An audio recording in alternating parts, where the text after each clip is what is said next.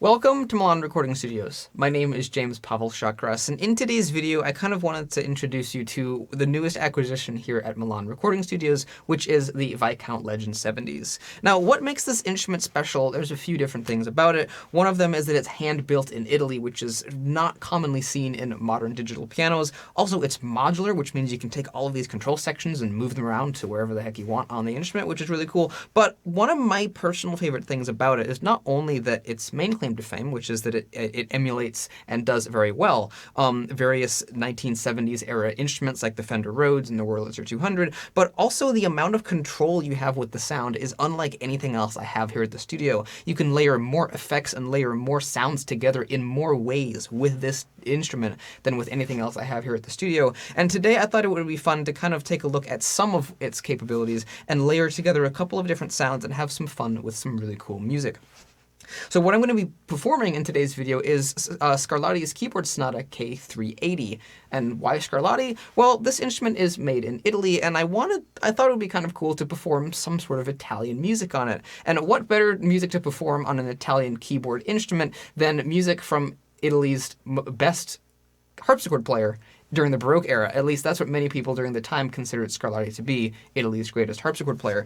And he was a very prolific composer as well. He wrote 555 keyboard sonatas, and he wrote other things as well besides that, which is absolutely incredible.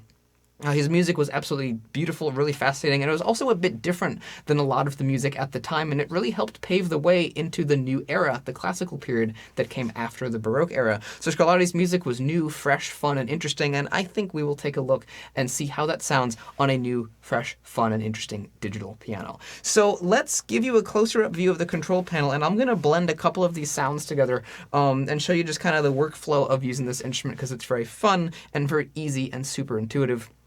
And from there, we will have some fun and play Scarlatti's keyboard sonata K.380 on the Legend 70s, which is a very interesting pairing, but I hope you guys like it. So what we're going to do is start off with basically a blank preset here and kind of start from the beginning and decide what sound that we actually want to use for this piece. The Viscount Legend 70s has a wide array of instruments that are available in here. You have the electric piano category over here, which has electric pianos from the 1970s. You've got your sound collection module here that has a bunch of just miscellaneous all types of instruments. You got your clavinet section, your acoustic piano section, and then over here is your main section that has your reverb and your effects and also your program buttons as well. So the tone that I think I want to go for with this video is actually going to be, well, obviously a keyboard instrument. So we're going to go to the keys section in the sound collection module. We're going to turn that module on so it actually produces some sound. And we're going to use this knob to scroll through here and select one of these sounds. We've got a bunch of different sounds: electric grand, digital 80, Mark 73. But I think we want to go for something, there we go. Let's do something old. Let's do a harpsichord. That I think is very fitting for Scarlatti.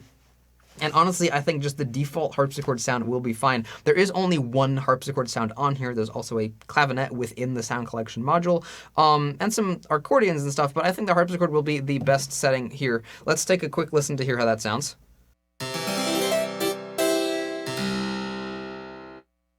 I think that's basically the sound that we want, but it is a little thin. It sounds nice, but I think we can layer something extra in there. And for that, I think what we're going to be doing is turning to the clavinet module. And now a lot of digital pianos can layer two different sounds together, but this instrument can layer a lot more. I'm only tapping into I'm just scratching the surface of what this instrument can do. For example, I could also turn on the acoustic piano module. I could also turn on a second layer in the sound collection module, and I could also turn on the electric piano module to layer together. How many sounds is that? 1, 2, 3, 4, 5? 5 different sounds at once. I'm not going to do that in today's video, but that just goes to show the amount of control and power that the Legend 70s has. For the clavinet sound, I'm thinking we're going to want it perhaps a little bit quieter than the harpsichord, and the default clavinet sound is this, which is a little bit thin and muted because the mute button's on. That's a little bit better. And these buttons here will simulate basically the different pickups that the real clavinet would have had. Let's just hit these ones and see if that sounds better.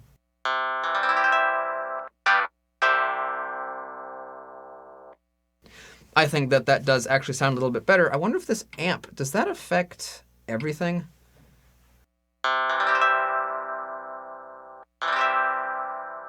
No, that's just for the electric piano section. That's what I thought. So that's the clavinet section, and by itself, I think it's a little bit thin. But if we layer it together with the harpsichord, we should get a much more interesting sound. Which I think we do. Now, it is a little dry as well, and that's because we have no reverb. So I think if we come over here to the reverb knob and mess with this a little bit, why is that amp drive? Let me get that off. There we go. If we come over here to the reverb knob, we can then control the amount of reverb we have, so we can either simulate a really large hall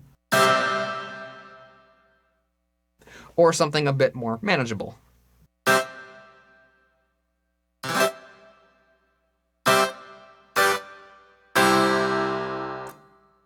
And that, I think, is a good level of reverb. So now I think it's time to play Scarlatti's Keyboard Sonata K.380. Hopefully you enjoyed this little quick overview of how to use the Viscount Legend 70s. It's really intuitive and really awesome. I hope you enjoy hearing this piece of music.